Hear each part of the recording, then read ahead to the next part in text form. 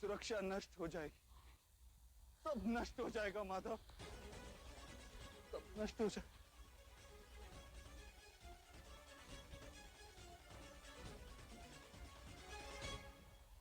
बुद्धिमान व्यक्तियों जैसे तर्क देते हो, किंतु वास्तव में मूर्खतापूर्ण बातें करते हो पार्थ। क्या नष्ट हो जाएगा? वृक्ष के कुछ पत्ते झड़ जाएं या नए उगाएं, उसे आनंद या दुख का कारण नहीं कहा जाता। पत्तों के जन्म का उद्देश्य और उनके जीवन का अर्थ केवल वृक्ष को जीवित रखना होता है। वैसे मनुष्यों के जन्म और जीवन का कारण वास्तव में समाज का सुख।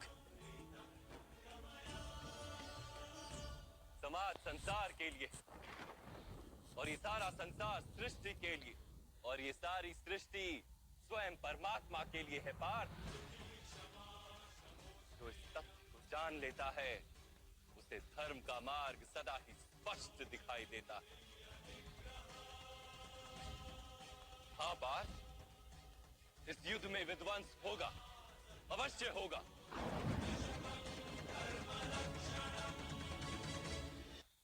हाँ पार्थ, इस युद्ध में विध्वंस होगा, अवश्य होगा। लो, ये नई परंपराओं का निर्माण भी होगा। पुरानी परंपराएं विष बन गई हैं।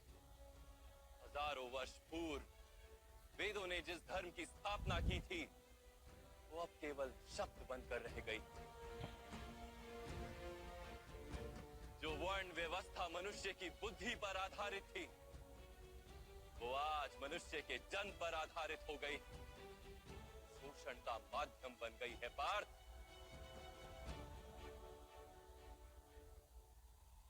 पुरानी व्यवस्थाएं टूटेंगी, नई व्यवस्था का जन्म होगा। पुराना धर्म नया रूप लेकर प्रकट होगा। जिस प्रकार वर्षा ऋतु से पूर्व बादलों से छाया आकाश भी मैला दिखाई देता है और धूल से घिरी मिट्टी भी मैली दिखाई देती है, वैसी ही स्थिति है आज। और वर्षा के पश्चात आकाश और पृथ्वी धुलकर स्वच्छ हो जाते हैं। वैसे इस युद्ध के पश्चात समाज और संसार धुलकर स्वच्छ हो जाएंगे पार्थ।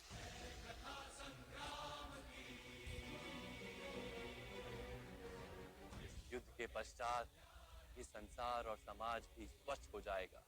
इसलिए मोह का त्याग करो पार्थ, समग्र संसार के लाभ का विचार करो।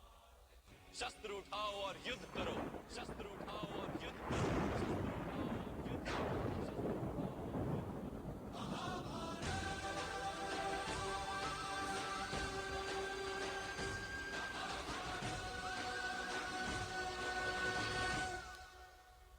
मैं आपकी बातें सुन पा रहा हूँ माधव,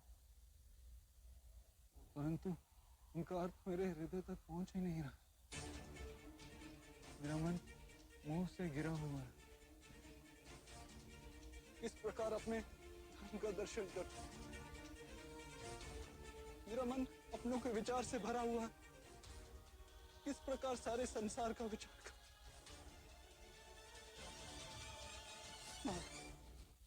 आपने कहा था कि आप मेरे रथ को उचित दिशा में ले चलेंगे।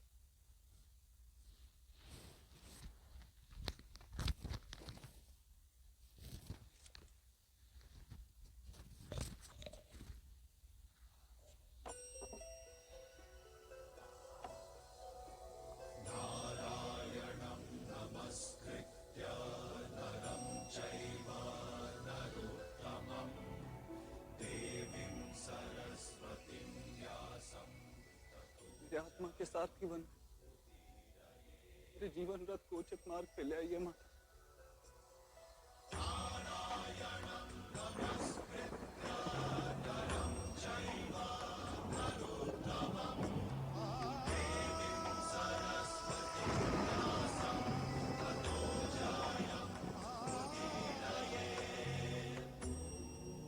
क्या जानने से मैं अपनी निर्बलता का त्याग कर पाऊंगा?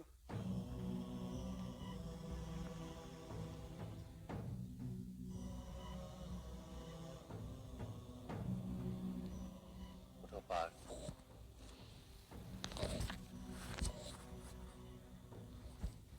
सुनो पार्थ, जीवन का रहस्य जान,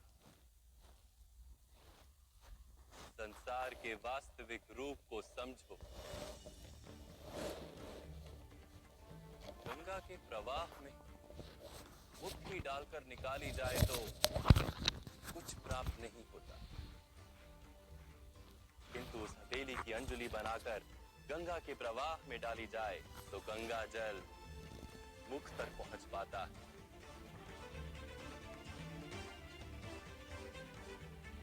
विचार करो पार्थ, अहंकार की मुट्ठी बांधी है या समर्पण की अंजलि बनाई है तुमने?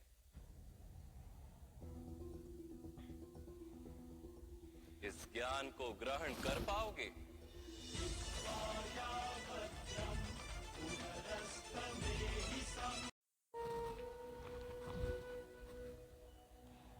ये संसार क्या है पार्थ? मानव, दानव, पशु, पक्षी, जंतु, कीटक, मत्स्य, वृक्ष, ये सब कैसे बनते हैं? किन पदार्थों से इनका जन्म होता है? कैसे चलते हैं, कैसे जीते हैं? मृत्यु कैसे होती है इनकी? और मृत्यु के पश्चात क्या होता है?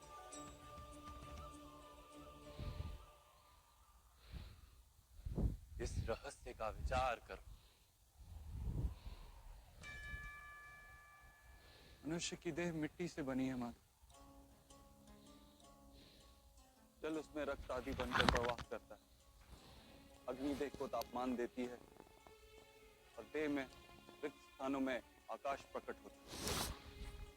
अर्थात धरती, वायु, जल, अग्नि और आकाश, इन पंच महाभूतों से ही शरीर का निर्माण हो।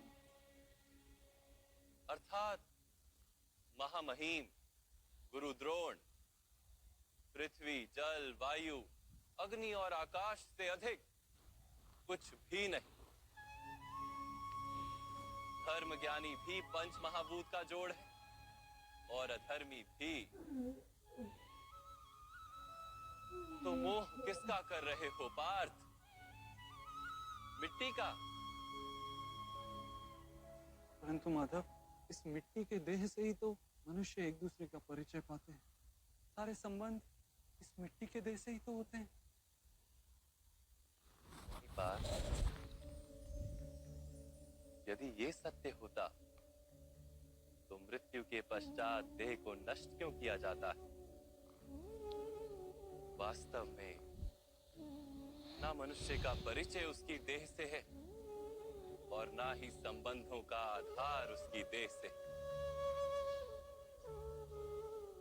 मनुष्य का स्वभाव, उसके बर्ताव और उसके कार्य उसका परिचय। ये स्वभाव, बर्ताव और कार्य कैसे बनते हैं, इसे समझो पार्थ।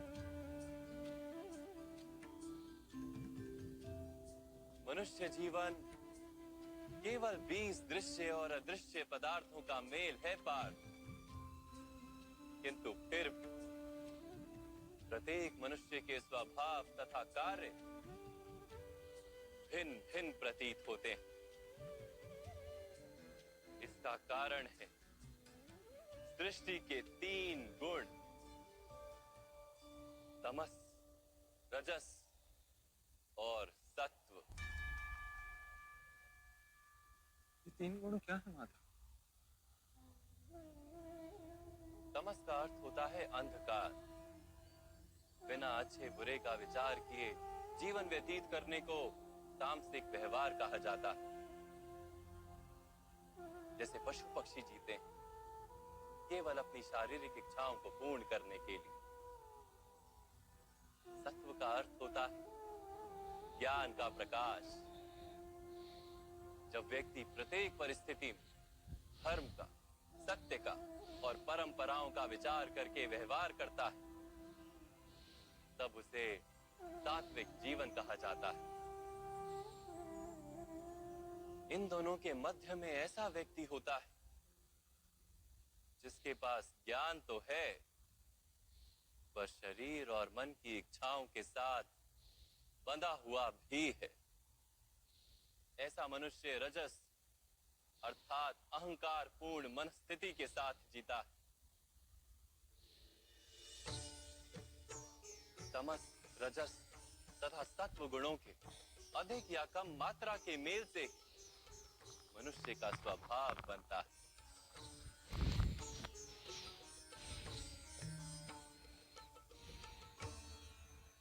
सामने देखो पार्थ, इन सब में तुम्हें कौन से गुण दिखाई देते हैं?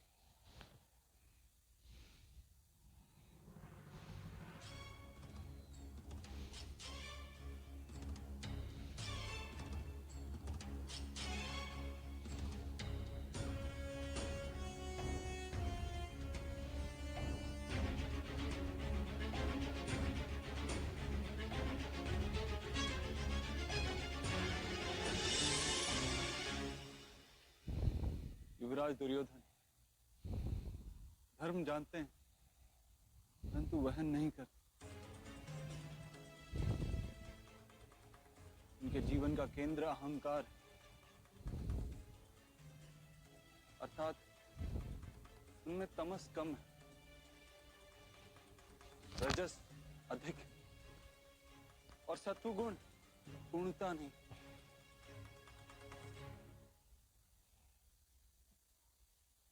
और इस ओर राजकुमार दुशासन, इन्होंने सदैव अपने ज्येष्ठ भ्राता का आदेश माना बिना विचार, अर्थात इनमें केवल तमस। महामहिम को भी देखो पार्थ, सत्व के साथ तमस का मेल है। अहंकार नहीं, किंतु पुरातन धर्म, पुरानी परंपराओं और प्रण के साथ बंधे, आवश्यकता होने पर भी अपना प्रण नहीं तोड़ सकते।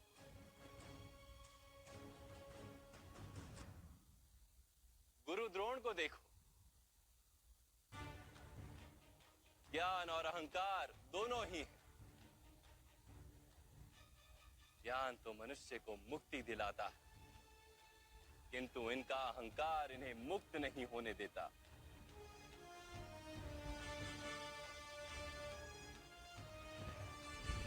परंतु माधव, यदि यदि मनुष्य का स्वभाव इन तीन गुणों का मेल है, तो फिर मनुष्य का व्यवहार पहले से ही निश्चित है। भी हिरण को खाएगा ही, और हिरण भी से भयभीत ही होगा। तो फिर धर्म की प्रशंसा क्यों? अपराध का दंड क्यों? उसका क्या तात्पर्य है?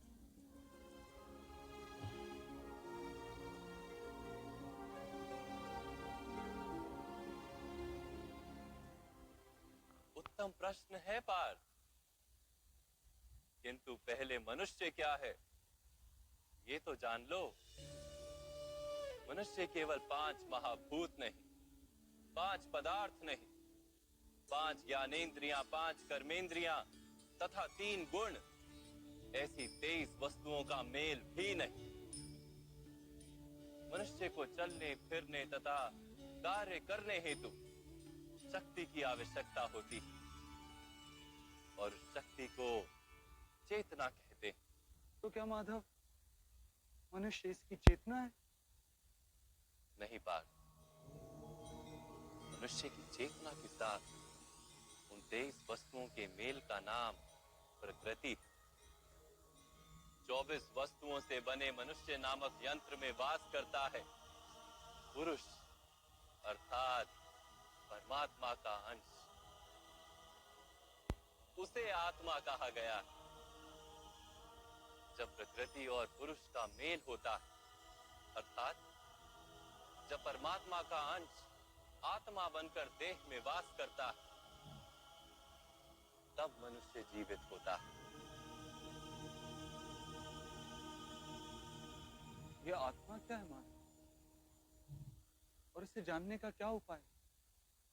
मनुष्य जैसे रथ का उपयोग करता है, वैसे ही आत्मा शरीर नाम के इस यंत्र का उपयोग करती है।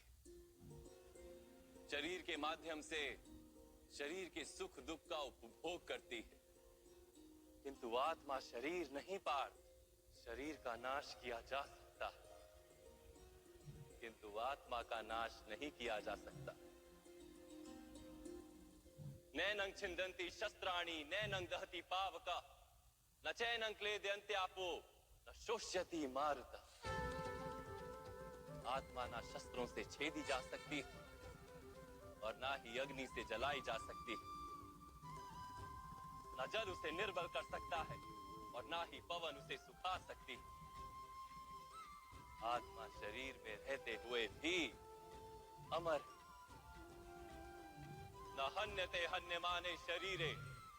पार्थ, शरीर की हत्या की जा सकती है, किंतु आत्मा की हत्या नहीं की जा सकती।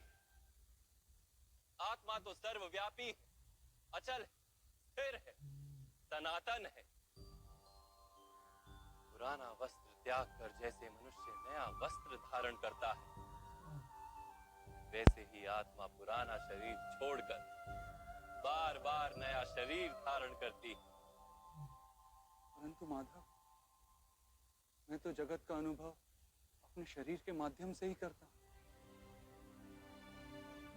स्वयं को देह न जानकर मैं आत्मा कैसे जान सकता हूं? स्वयं को आत्मा के रूप में जानना असंभव भी नहीं पार्थ। अंध भी जीते हैं, गूंगे भी जीते हैं, जिनके पास हाथ पैर नहीं होते वो भी जीते हैं। स्पष्ट कि शरीर मनुष्य नहीं, जिसकी चेतना चली जाती है, जिसे मूर्छा आ जाती है, वो भी जीवित रहता है। इसलिए स्पष्ट है कि मनुष्य का चेतन तत्व वो भी शरीर नहीं। इसी प्रकार जो व्यक्ति अपने भीतर खोज करता है, मैं इंद्रियां नहीं, शरीर नहीं, भावनाएं नहीं, विचार नहीं, ज्ञान भी मैं नहीं, जो ये समझता जाता है, वो अंत में स्वयं को आत्मा के रूप में जान ही लेता है।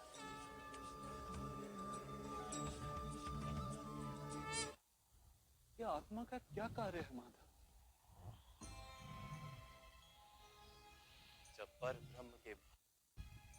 ब्रह्म के भाग हुए, पुरुष तथा प्रकृति बने, तब पुरुष अर्थात परमात्मा के अंश ने आत्मा बनकर प्रकृति की प्रत्येक वस्तु में वास किया। उस आत्मा को मोह तथा अंधकार ने घेर लिया पार। उस मोह निद्रा से जागृत होकर स्वयं को परमात्मा का अंश जानना ही आत्मा का कर्तव्य, उद्देश्य और जीवन कार्य। परंतु माधव, यदि हर आत्मा परमात्मा का अंश है, तो क्या उन्नति और अवगति स्वयं परमात्मा कर रहे? जिस प्रकार कीचड़ में पड़ा रत्न चमकता नहीं, वैसे ही प्रकृति के 24 पदार्थों से घिरी आत्मा को विस्मरण हो जाता है कि वो परमात्मा का अंश है। अधिकतर आत्माएं अपनी देह को ही सब कुछ मानती हैं, स्वयं देह से भिन्न ये जान ही नहीं पाती। शरीर को जो सुख दुख स्वाद गंध आदि का अनुभव होता है, उसे अपना अनुभव मान लेती है और बदलाव का प्रयास ही नहीं करती।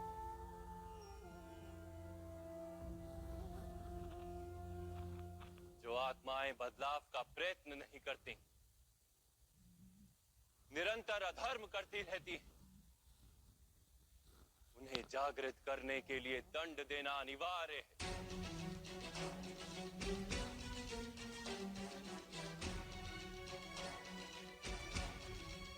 तुम भी ये जान लो पार्थ कि तुम शरीर नहीं, केवल एक आत्मा हो। इस रणभूमि में दिखाई देने वाला प्रत्येक योद्धा वो नहीं जो तुम उन्हें मानते हो। कुछ समय के लिए इन सब ने शरीर में वास किया। इनके शरीर मरेंगे, किंतु ये सब अमर, वो पुनः नया शरीर धारण करेंगे। जब तक स्वयं को शुद्धात्मा के रूप में जान नहीं लेंगे, जब तक अधर्म का त्याग करके धर्म में दृढ़ नहीं होंगे, तब तक ये जन्म लेते और मरते रहेंगे। यही ब्रह्म विद्या का प्रथम पाठ है पार्थ। जो जन्मा है वो अवश्य मरेगा,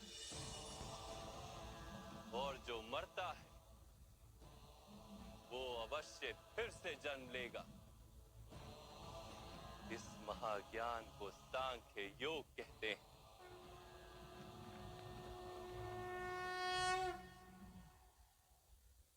धर्म और अधर्म क्या है माधव? जिस मार्ग पर चलकर मनुष्य स्वयं को आत्मा के रूप में देखता है, परमात्मा के अंश के रूप में स्वयं को जानता है, उस मार्ग को धर्म कहते हैं।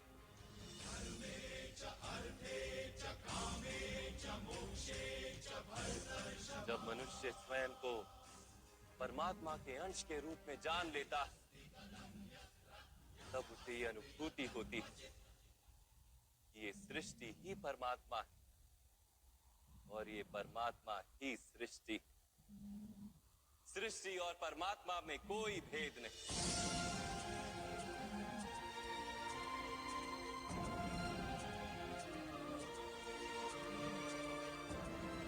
जो मनुष्य ये जान लेता है, वो दूसरे मनुष्यों और प्राणियों की ओर निर्दयी और कठोर नहीं होता।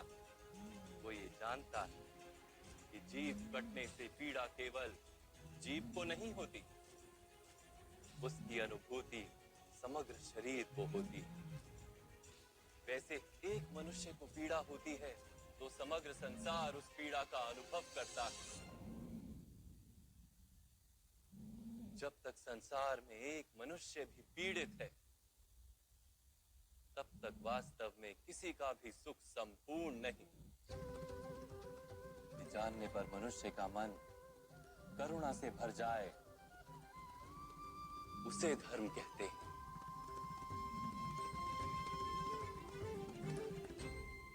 जब किसी पर तमस गुण छाया होता है, तो वो दूसरों के प्रति कठोर, निर्दयी और स्वार्थी हो जाता है।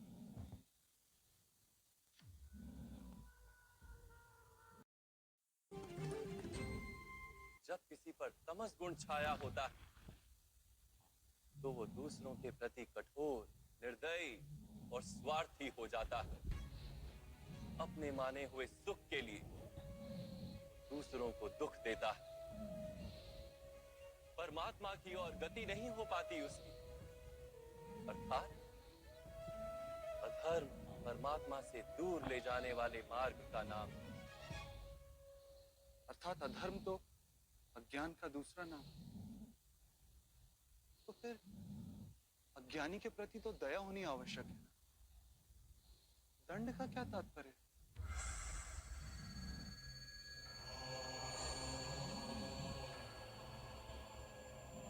अज्ञानी जब ज्ञान का मूल्य जानने को सजना, ज्ञान पर दृष्टि डालने को भी सजना,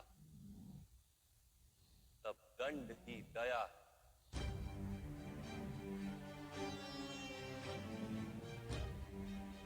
उसके प्रति भी और दूसरों के प्रति भी।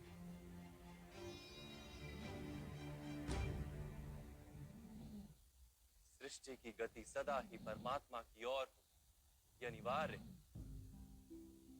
किंतु कभी कभी ऐसी स्थिति उत्पन्न हो जाती है कि अज्ञान, मोह और अधर्म बढ़ जाता है।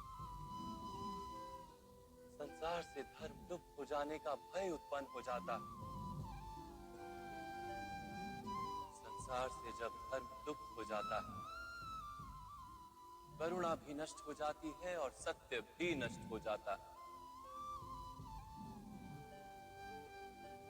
आने वाली पीढ़ियों को धर्म प्राप्त हो सके, इसके लिए आज अधर्मियों का नाश करके धर्म की पुनः स्थापना करना अनिवार्य है।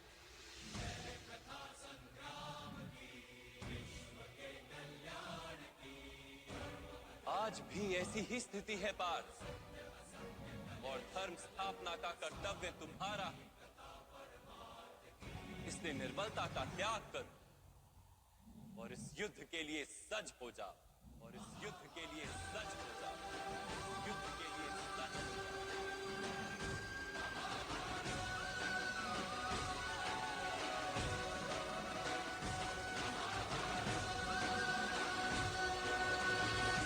परंतु मेरे हाथों हत्याएं होंगी माधव।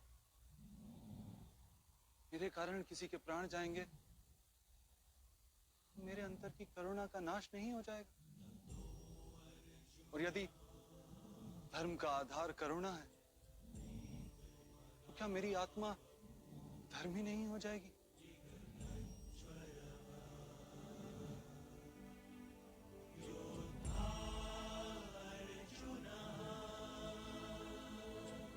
कर्म का बंधन अवश्य निर्मित होता है, किंतु कार्य का बंधन निर्मित नहीं होता पार्थ। तुम्हें कर्म और कार्य के बीच क्या भेद है, ये जानना आवश्यक है। सभी कर्म कार्य, किंतु सभी कार्य कर्म नहीं। कर्म उस कार्य को कहते हैं जिसके साथ फल की आशा जुड़ी है। मनुष्य जब भी सुख की, संपत्ति, प्रशंसा की आशा रखकर कोई कार्य करता है, तो वो उस कार्य के फल से बंध जाता है। जब किसी कर्म को फल की आशा से किया जाए, तो उसे सकाम कर्म योग कहते हैं। और जब किसी कर्म को बिना किसी फल की आशा से किया जाए, तो उसे निष्काम कर्म योग कहते हैं। इसी कारण से उसे बार बार जन्म लेना पड़ता है। वास्तव में मनुष्य को कोई कर्म नहीं बांधता, कर्म से जुड़ी आशाएं उसे बांधती।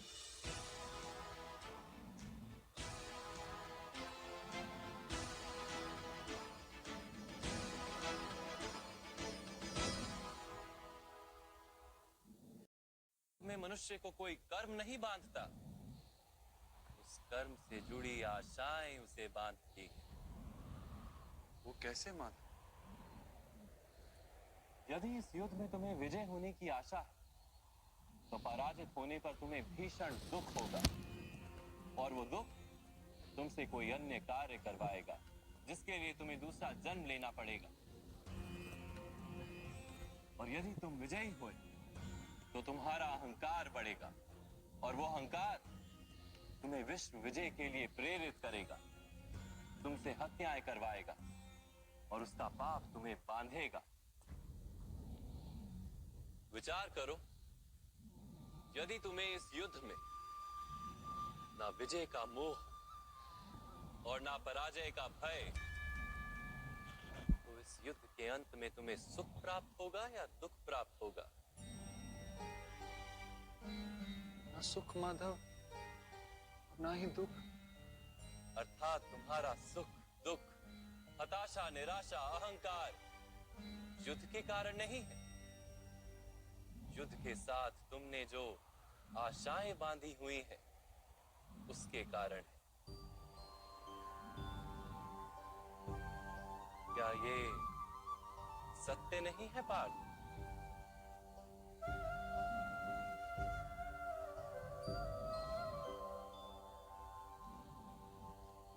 सुख दुखे समे कृत्वा लाभा लाभो जया जयो ततो युद्धाय युज्यस्व नैवं पाप मवाप्स्यसि। अर्थात सुख दुख को समान मानकर लाभ हानि जय पराजय का विचार किए बिना यदि तुम युद्ध करोगे कौन्तेय, तो तुम पाप के भागी नहीं बनोगे। इसी को कर्म योग कहते हैं। जो सांख्य का ज्ञान प्राप्त कर लेता है वो ये जान लेता है कि वो शरीर नहीं, केवल एक आत्मा है। शरीर के भोग और अनुभव तो केवल मृत्यु तक है, अर्थात वास्तविक नहीं, केवल माया है। उसके लिए कर्मयोगी बनना सरल हो जाता है। परंतु माधव, यदि कार्य से बंधन निश्चित है तो क्या संसार का त्याग करके संन्यास लेना उचित नहीं? इसी विचार का परिणाम है कि आज ये युद्ध हो रहा है पार्थ।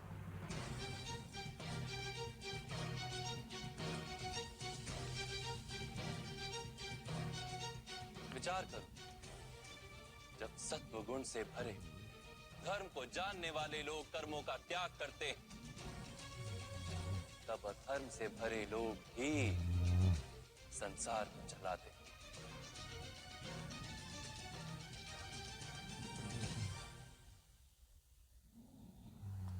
यदि महामहिम ने संसार का त्याग ना किया होता तो आज अधर्म इतना बढ़ता ही नहीं।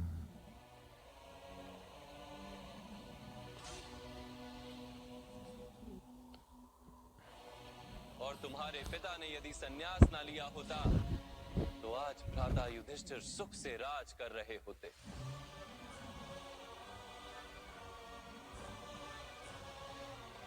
और अपनी प्रजा को न्याय और धर्म का ज्ञान दे रहे होते। किंतु दुखदायक बात तो यह है पार्थ कि सत्व गुण से भरे मनुष्य ही संसार को लाभ दे सकते हैं, किंतु वो ही संन्यास का विचार करते हैं। जैसे जल तो भाप बनकर उड़ जाता है और कीचड़ कीचड़ वहीं पड़ा रहता है, वैसे सत्वगुणी सज्जन लोग तो संसार का त्याग कर देते और तमस से भरे अधर्मी लोग संसार में कार्य करते हैं। इसी कारण से संसार में पाप और अधर्म बढ़ता है।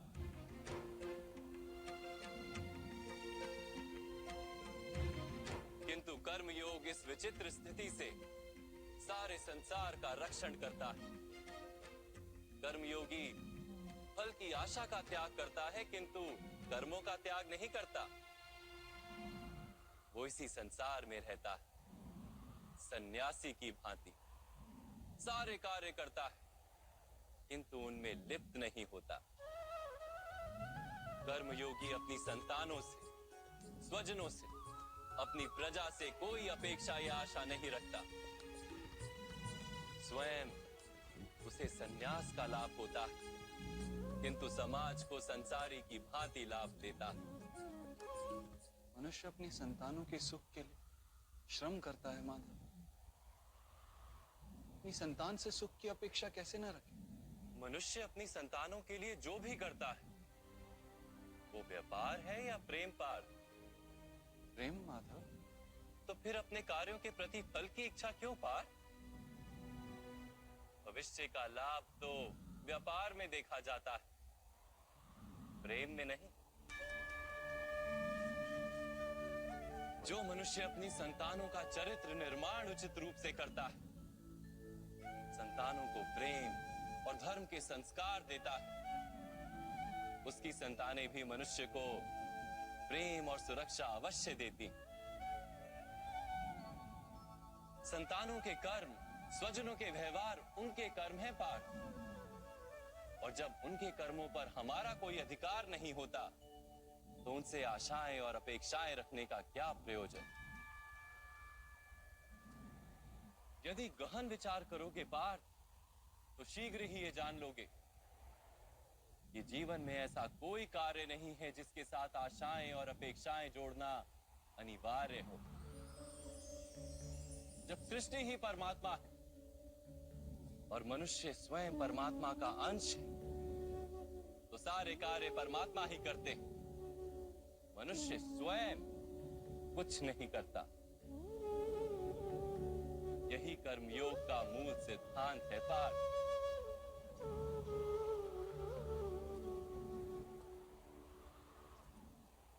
तुम्हें भी कर्मयोगी बनकर ये युद्ध करना आवश्यक है पार्थ। त्रिगुणिया विश्या वेदा निस्त्रिगुण्यो भवार्जुना, निर्द्वंद्वो नित्य सत्वस्थो, निर्योग क्षेम आत्मवान। 3 गुणों का त्याग करके निर्गुण बन जाओ पार्थ। इस द्वंद्व से मुक्त हो जाओ।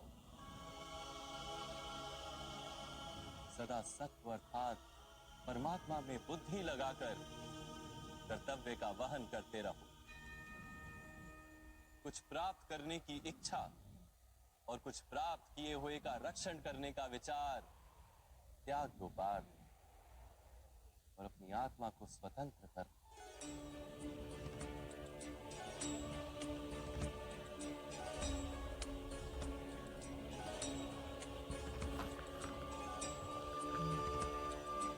स्मरण रहे पार्थ,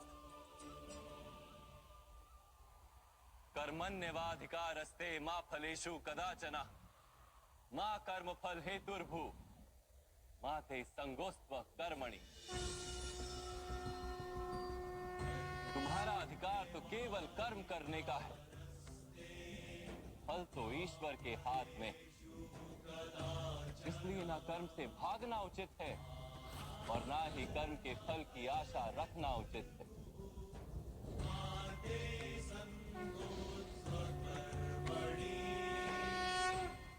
जो फल का त्याग कर परंतु कर्म का त्याग ना करे, ऐसे कर्मयोगी को कैसे जाना जा सकता है माता? विश्या विनिवर्तन्ते निराहारस्य देहिनः, रसवर्जम रसोप्यस्य परम दृष्ट्वा निवर्तते। सुनो पार्थ, जो स्वाद से छूटने के लिए भोजन का ही त्याग कर देता है, वास्तव में उसके मन से स्वाद की लालसा कभी जाती ही नहीं। उसे दोहरी हानि होती है। एक तो वो निर्बल हो जाता है, जिसके कारण परमात्मा को प्राप्त करने का जो प्रयत्न अनिवार्य है उसे वो नहीं कर पाता, और दूसरा सदा ही उसका मन स्वाद की लालसा से भरा रहता है।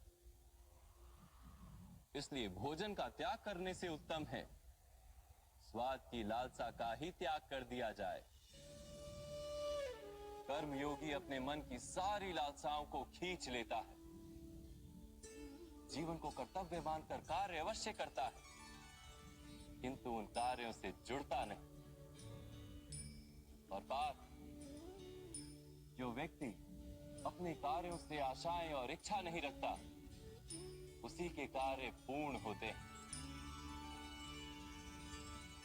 एक असफलता से दुखी होकर जिसका मन डोलता नहीं, एक सफलता से आनंदित होकर जो स्वयं को सर्वश्रेष्ठ नहीं मानता, ऐसे ही व्यक्ति को कर्म योगी कहते हैं।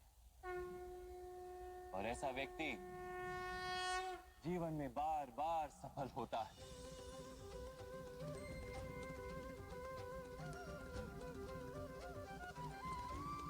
ध्यायतो विषयान पुंसः संगस्तेषु पजायते, संगात संजायते कामा, कामात् क्रोधो भिजायते, क्रोधात् भवति सम्मोह, सम्मोहात् स्मृति विभ्रमः, स्मृति भ्रंशात् बुद्धिनाशो, बुद्धिनाशात् प्रणश्यति। फल की आशा से कामना प्रकट होती है, और कामना का तो स्वभाव है असंतुष्ट रहना। असंतोष से क्रोध उत्पन्न होता है, और क्रोध से मोह जन्मता है। मोह के कारण व्यक्ति आचार और व्यवहार का ज्ञान ही भूल जाता है।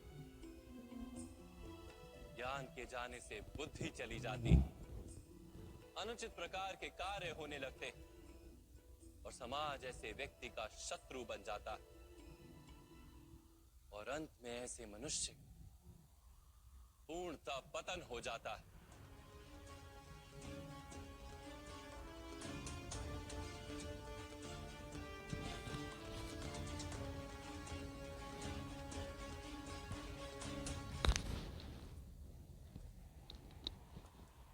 जैसे भ्राता दुर्योधन, उनके सेनापति महामहिम उनके ही शत्रु हैं, और तुम्हें विजय का आशीर्वाद दिया है।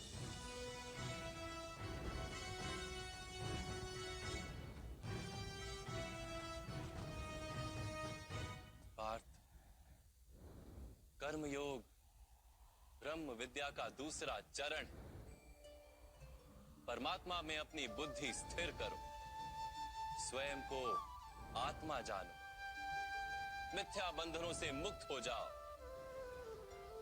और फल की आशा का त्याग करके केवल कर्म करते रहो।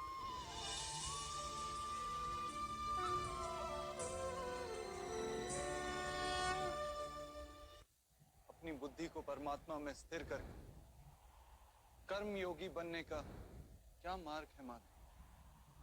पार्थ, सांख्य योग के कारण मनुष्य परमात्मा का निरंतर स्मरण करता रहता है।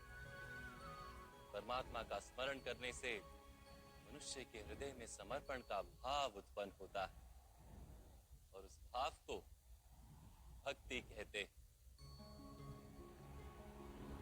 भक्ति से मनुष्य को सत्य असत्य का ज्ञान प्राप्त होता है। उस ज्ञान से उसे परमात्मा के दर्शन होते हैं, और जिसे परमात्मा के दर्शन हो जाते हैं वही वास्तव में कर्म योगी बन जाता है।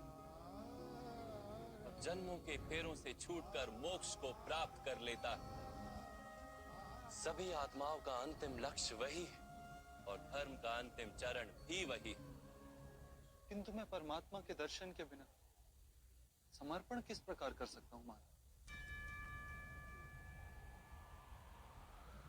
परमात्मा के दर्शन करने हेतु अपनी आंखों पर बंधे लालसा, अहंकार, क्रोध और पूर्वाग्रह की पट्टियों को उतारना होता है। अंधेरे कक्ष में बैठा मनुष्य यदि कहे कि उसे सूर्य के दर्शन करने, तो उससे क्या कहोगे? यही कहोगे ना कि कक्ष से बाहर आ जाए और आकाश के नीचे खड़ा हो जाए। सूर्य तो सदैव उपस्थित है। वैसे ही पार्थ, ये सृष्टि ही परमात्मा है, परमात्मा ही सब कुछ है। परमात्मा के सिवा कुछ भी नहीं। जो अपनी आत्मा के दर्शन कर लेता है वो परमात्मा के दर्शन कर लेता है। जैसे नमक के एक कण का स्वाद समग्र सागर के स्वाद से भिन्न नहीं होता, वैसे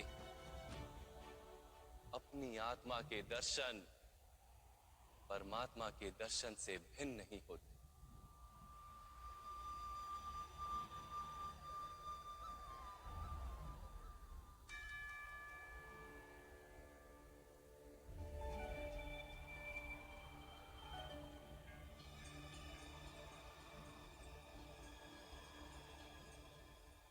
माता, क्या आप भी परमात्मा है?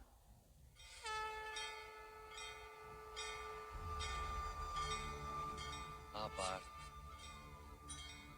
मैं परमात्मा हूं।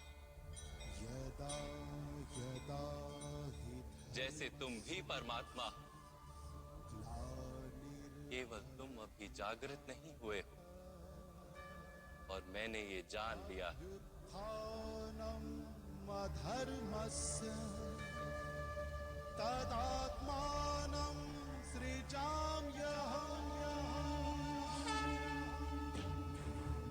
माता, आपके प्रति समर्पण ईश्वर के प्रति समर्पण क्यों नहीं है? अवश्य, मेरे प्रति समर्पण ही परमात्मा के प्रति समर्पण। सर्वधर्मान् परित्यज्य मामेक शरणं व्रज। सारे जगत का त्याग करके मेरी शरण में आ जाओ पार्थ। यदा यदा हि धर्मस्य मैं ही संसार हूं, मैं संसार का प्रत्येक कण हूं, मैं ही सूर्य हूं, और मैं ही चंद्र हूं, मैं ही नक्षत्र हूं और मैं ही सभी ग्रह हूं। मैं सूर्य से भी अधिक पुरातन हूं और किसी वृक्ष पर खिली कली से भी नया हूं। मैं ही सारे मनुष्य हूं, मैं ही स्वर्ग और नर्क को धारण करने वाली शक्ति हूं। मैं ही दुर्योधन हूं और मैं ही अर्जुन भी हूं।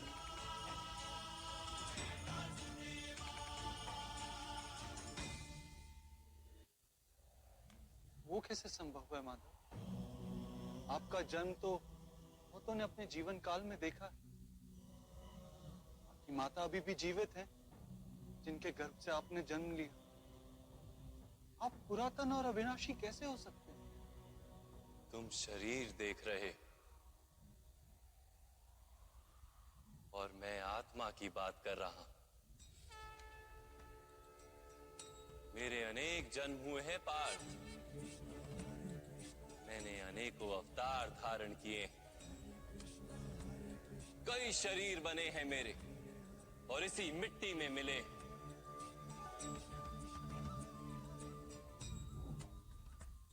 और आगे भी मैं बार बार जन्म लूंगा।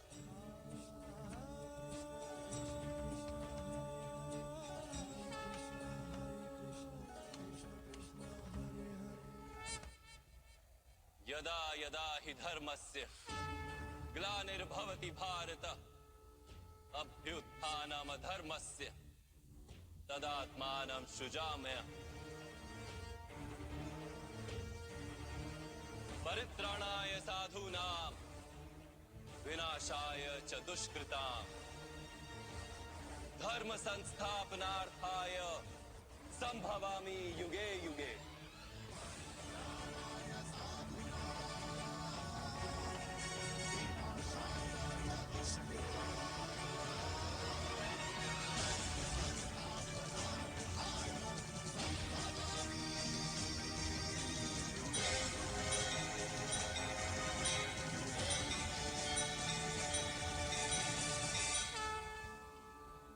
जब जब धर्म को हानि होती है, जब जब अधर्म में वृद्धि होती है, तब तब सत्पुरुषों के उद्धार के लिए, अधर्मियों के विनाश के लिए और धर्म की पुनः स्थापना के लिए मैं ही जन्म लेता हूं। ये प्रत्येक युग में होता आया है और आगे भी ऐसा ही होगा। मैं ही अविनाशी परमात्मा हूं, मैं ही मत्स्य भी था और मैं ही वामन अवतार भी।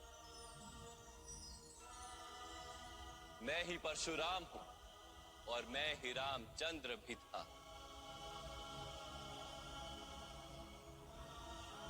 मैं ही ब्रह्मा विष्णु और महेश हूं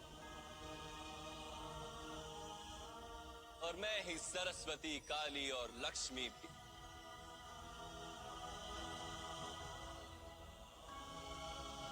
मैं ना पुरुष हूं, ना स्त्री हूं और ना ही नपुंसक। मैं ना शरीर हूं, ना शरीर के अंग। मैं ज्ञान, सृष्टि, चैतन्य और पर ब्रह्म। मैं सब कुछ हूं और मैं कुछ भी नहीं।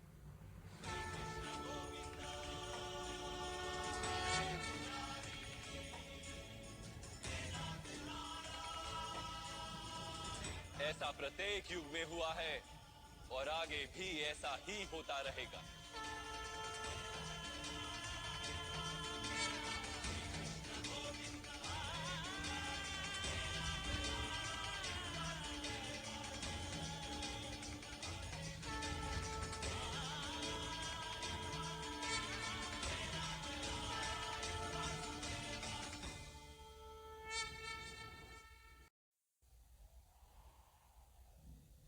और मैं सब कुछ ऐसा प्रत्येक युग में हुआ है और आगे भी ऐसा ही होता रहेगा।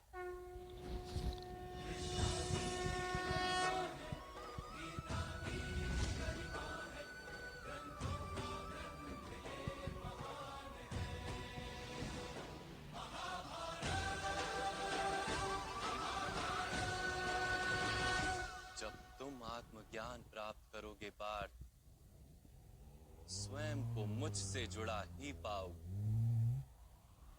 तब तुम भी मेरी ही भांति स्वयं को परमात्मा के रूप में देखोगे। किंतु उस पद को प्राप्त करने हेतु मेरे प्रति संपूर्ण समर्पण अनिवार्य है। समर्पण क्या है मां? समर्पण मन की ऐसी स्थिति का नाम है जब मनुष्य अपने सारे संकल्पों का त्याग कर देता है, स्वयं से किसी प्रकार के निर्णय अथवा प्रण भी नहीं लेता। जिस प्रकार के कार्य उसे दिए जाते हैं उसी प्रकार के कार्य करता है। वास्तव में समर्पण का अर्थ होता है अपने आप, अपने मन, बुद्धि, ज्ञान, इच्छा, आशा को, अपनी भावनाओं, अपना सब कुछ किसी को अर्पण कर देना। और ऐसे समर्पण को भक्ति कहते हैं।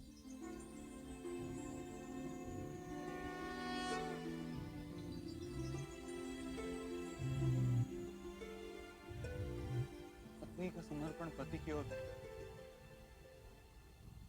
योद्धा का समर्पण सेनापति की ओर, एक शिष्य के हृदय में गुरु भक्ति होती। क्या ये सारी भक्तियां एक समान? क्या सबको ईश्वर की प्राप्ति होती है? नहीं पार्थ,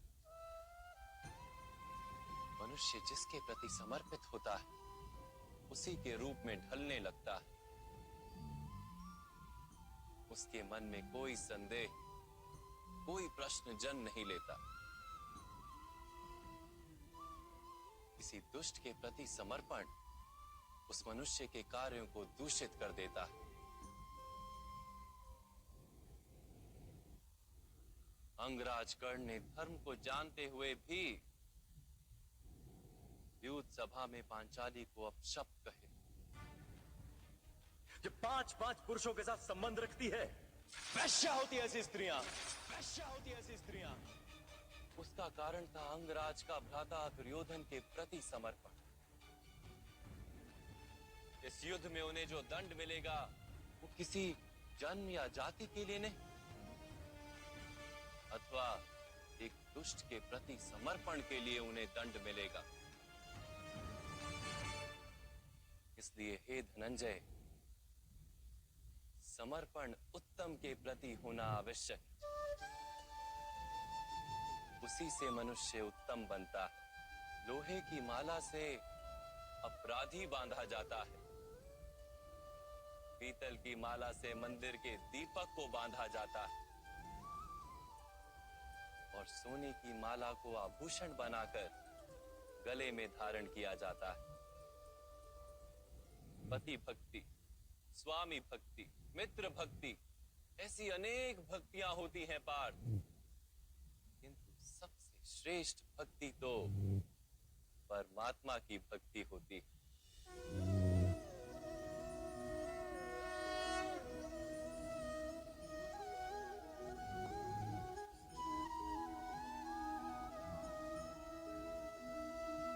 किंतु परमात्मा की भक्ति का सांख्य अथवा कर्म योग से क्या संबंध? सांख्य योग के कारण मनुष्य स्वयं को आत्मा के रूप में जानता है। कर्म योग से वो जीवन के बंधनों से छूट जाता है, और भक्ति के कारण मनुष्य को परमात्मा के वास्तविक रूप का ज्ञान होता है। परमात्मा के ज्ञान से मनुष्य जन्म मरण के फेरों से छूटकर सच्चिदानंद स्वरूप को प्राप्त कर लेता है। आत्मा में समाकर स्वयं परमात्मा हो जाता है। जैसे जल की छोटी सी बूंद जब सागर में मिलती है तो स्वयं सागर बन जाती है। अर्थात इस शरीर का कोई महत्व ही नहीं है माधव। अवश्य महत्व है पार्थ। शरीर के माध्यम से ही मनुष्य को परमात्मा का साक्षात्कार होता है। मृत्यु और नए जन्म के बीच के समय में आत्मा के ज्ञान में वृद्धि नहीं हो पाती। इस जन्म में प्राप्त अनुभव, ज्ञान, विचार और अभ्यास को लेकर आत्मा नया शरीर धारण करती है।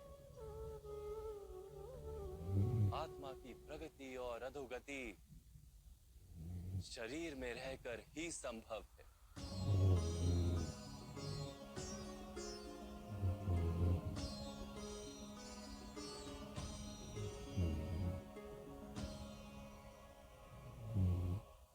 परंतु माधव, यहाँ उपस्थित व्यक्तियों का वध करके क्या हम उनके उद्धार की संभावना को नष्ट नहीं कर देंगे?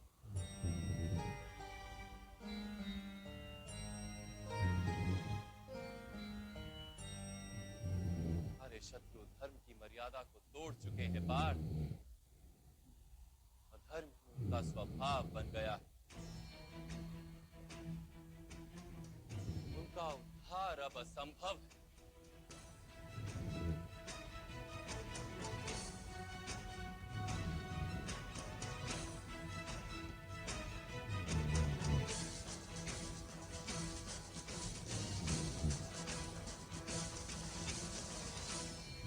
अपराधी को एक सीमा तक ही उद्धार का अवसर दिया जा सकता है। मैंने शिशुपाल के 99 अपराधों को क्षमा किया था, किंतु 100 अपराधों के पश्चात उसे दंड देना आवश्यक था। अपराधी को यदि अपराध करने दिया जाए तो उसका अधिक से अधिक पतन होता है।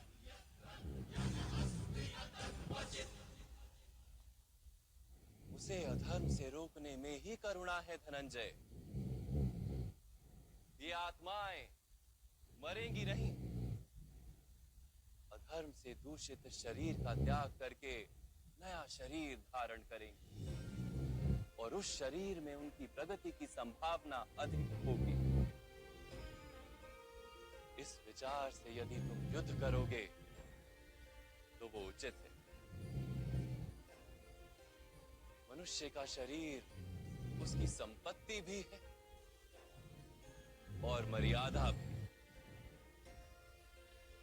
धर्म के मार्ग पर प्रवास करने वाला मनुष्य अपने शरीर को शुद्ध करता है और उसके माध्यम से आत्मा का साक्षात्कार करता है। इसी को क्षेत्र क्षेत्रज्ञ संबंध कहा गया है। मैं इसका तात्पर्य नहीं जान पाया माधव। जब मनुष्य ये जान लेता है कि उसका शरीर एक भूमि का टुकड़ा है, अर्थात क्षेत्र है, और वो उस शरीर में रहने वाला, उस शरीर को समझने वाला अर्थात क्षेत्रज्ञ है, तब वो शरीर के माध्यम से अपनी प्रगति साध पाता है। आत्मा शरीर में रहकर 3 गुणों का समतोलन करती है। तमस को घटाकर सत्व को बढ़ाने का उपाय करती है और ईश्वर की भक्ति करके परमात्मा के साथ एक हो जाती है। ये कैसे की जाती है माधव? क्या समर्पण ही भक्ति नहीं? नहीं पार्थ, समर्पण तो भक्ति का प्रथम चरण है। वास्तव में भक्ति किसी कार्य का नाम नहीं, वो तो केवल मनस्थिति का नाम है। आवश्यक है कि मनुष्य जब तब यज्ञ, याग, यम, नियम, योग और स्वाध्याय के माध्यम से अपने अंतर को शुद्ध करे और परमात्मा के प्रति समर्पित रहे। मनुष्य अपने सारे कार्य, सभी कार्यों के फल, अपने जीवन का प्रत्येक श्वास परमात्मा को समर्पित करता रहे।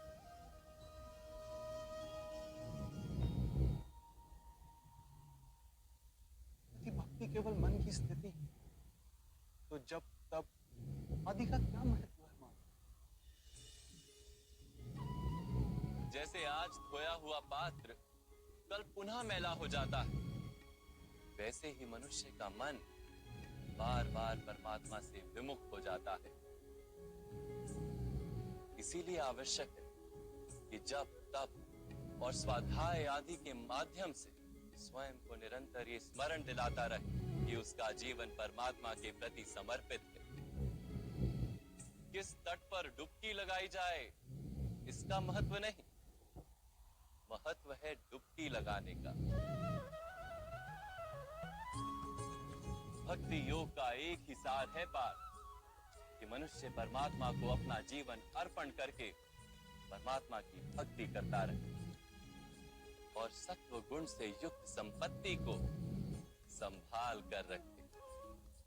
सत्व गुणी संपत्ति किसे कहा जाता है? अहिंसा सत्यम क्रोध त्याग शांति ही पेशुनम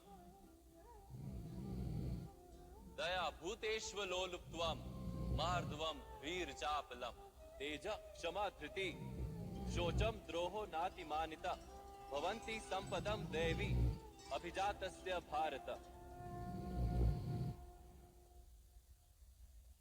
बिना कारण तथा स्वार्थ के हेतु हिंसा करना अधर्म है पार। वास्तव में अहिंसा ही परम धर्म है और उसके साथ सत्य, क्रोध ना करना, त्याग, मन की शांति, निंदा ना करना, दया भाव, सुख के प्रति आकर्षित ना होना, बिना कारण कोई कार्य ना करना, तेज, क्षमा, धैर्य, शरीर की शुद्धता, धर्म का द्रोह ना करना तथा अहंकार ना करना, इतने गुणों को सत्व गुणी संपत्ति या दैवी संपत्ति कहा जाता है। इसी से मनुष्य परमात्मा की अर्थात मेरी भक्ति कर पाता है, जीवन के कर्तव्यों का वहन करता है, धर्म की स्थापना करता है और कर्म के फल की आशा का त्याग करके जीता है। उसे मैं निस्संदेह इस जन्म में संतोष देता और मृत्यु के पश्चात अपने ही अंतर में स्थान देता।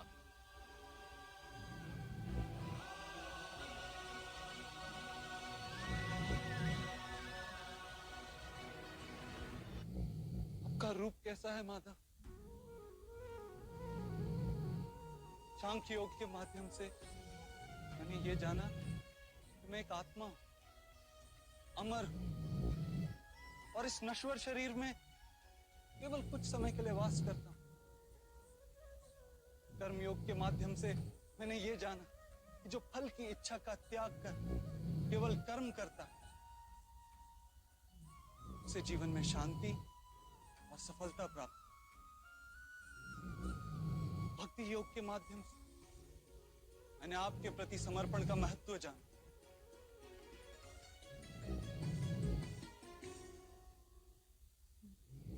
परंतु माधव, आपने कहा था यहां हर स्थान पर मनुष्य नहीं केवल परमात्मा है।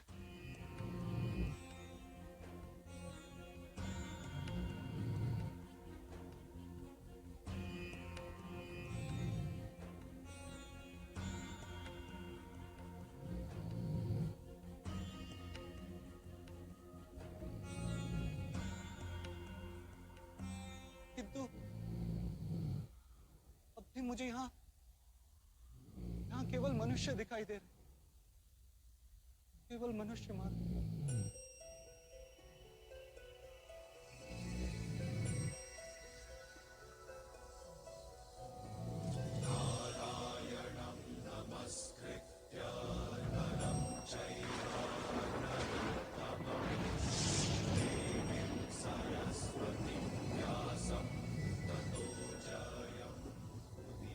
आपके वास्तविक रूप का दर्शन करना चाहता हूँ माधव। आपकी शक्ति, आपका ज्ञान, तेज और ऐश्वर्य से युक्त परमात्मा स्वरूप को प्रत्यक्ष देखना चाहता हूँ माधव। मुझे अपने अविनाशी स्वरूप का दर्शन दीजिए माँ। मेरे सारे संदेहों को नष्ट कर दीजिए।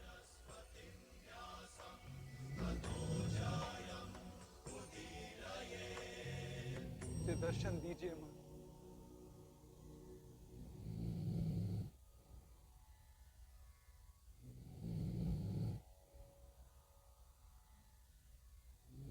देखो बा,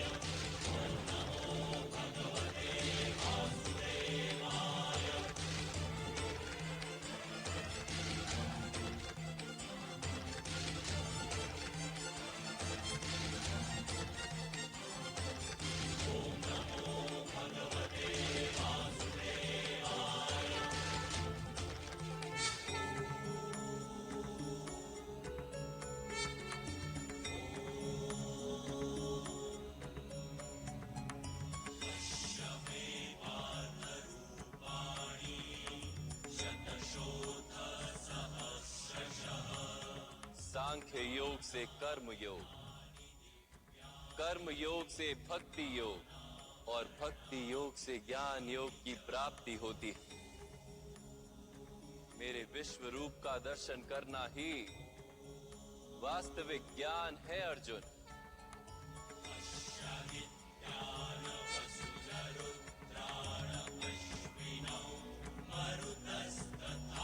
यही एक ज्ञान जो विश्व में सारे ज्ञानों तथा विज्ञानों का आधार है। यही ज्ञान मुक्ति प्रदान करता है। विज्ञान है अर्जुन।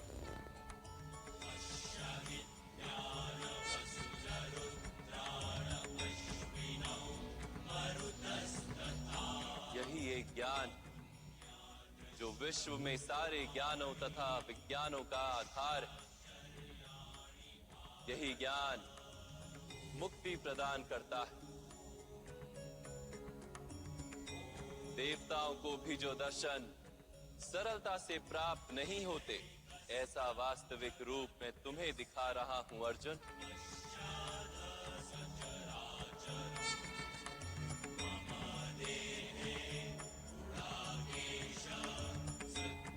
मैं ही इस पृथ्वी के कण कण में वास करता हूं और ये पृथ्वी, सूर्य, चंद्र, नक्षत्र और तारा मंडल मेरे भीतर वास करते हैं।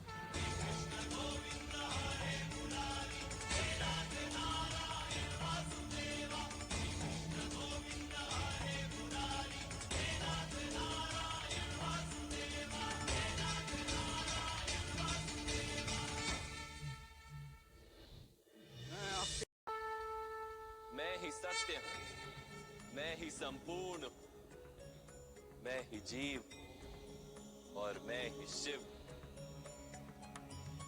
अक्षरों में आकार, वेदों में सामदेव, देवों में इंद्र, प्राणियों में चेतना, यक्षों में कुबेर, रुद्रों में शंकर, वसुओं में अग्नि, पर्वतों में सुमेरु और ऋषियों में भृगु, ध्वनियों में ओमकार, यज्ञों में जाप और वृक्षों में पवित्र पीपल, बुद्धि में स्मृति, मेधा, धृति और क्षमा मैं ही। कीर्ति मैं ही। गंधर्वों में चित्ररथ, देवर्षियों में नारद और मुनियों में कपिल, अश्वों में उच्च श्रवा, हाथियों में ऐरावत और पशुओं में सिंह, पक्षियों में गरुड़, मनुष्य में राजा और शस्त्रों में वज्र, गायों में कामधेनु, सर्पों में वासुकी, शेषनाग, यमराज, वरुण देव और वायु भी मैं ही। भगवान राम, पवित्र गंगा, सृष्टि में आदि मध्य तथा अंत भी मैं ही। ब्रह्म विद्या, महाकाल और ब्रह्मा, प्रभाव, विजय, सत्व, निश्चय, दंड, शक्ति, नीति, मौन तथा तत्व ज्ञान भी मैं।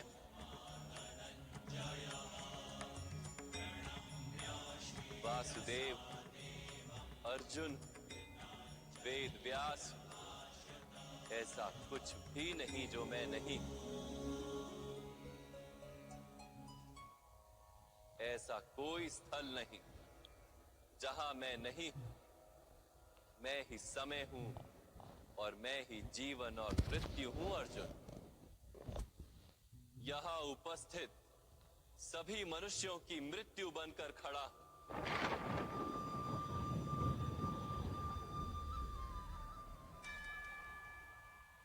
तुम यदि शस्त्र नहीं उठाओगे तब भी मैं इन सब का वध कर दूंगा।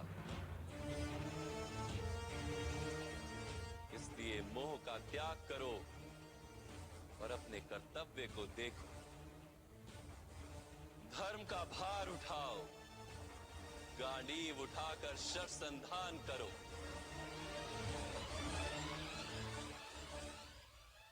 युद्ध करो अर्जुन, युद्ध करो।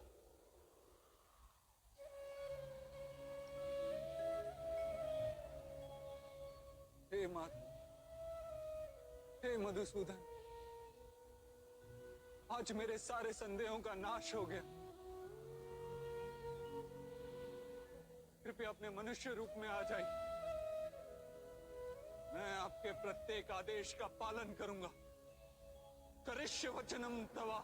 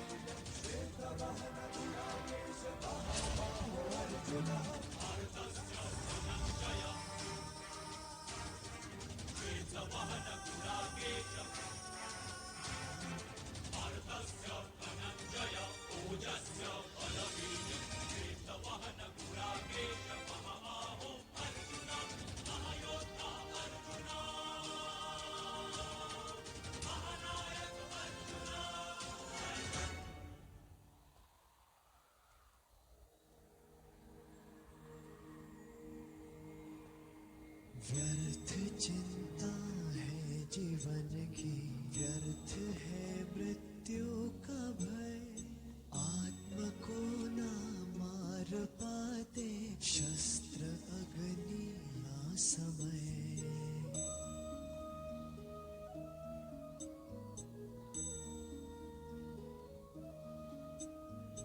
पंचभूतों की बनी ये देह केवल वस्त्र है। पंचभूतों की बनी ये देह केवल वस्त्र है। आत्मा का जो वास्तविक है घर कहीं अन्यत्र है।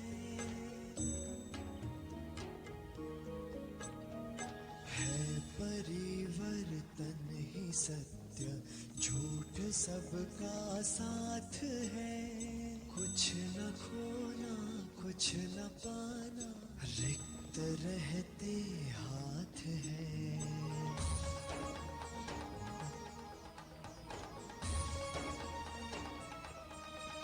ईश्वर स्वयं है सृष्टि सारी, कहाँ उसको खोजना।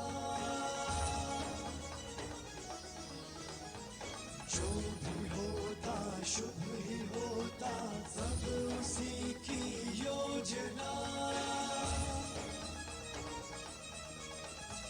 कामनाएं फल की छूटे, वो ही सच्चा कर्म है। ईश्वर चरण में हो समर्पण, वो ही केवल धर्म है। व्यर्थ चिंता है जीवन की, व्यर्थ है मृत्यु का भय। आत्म को ना मार पाते शस्त्र अग्नि असमय।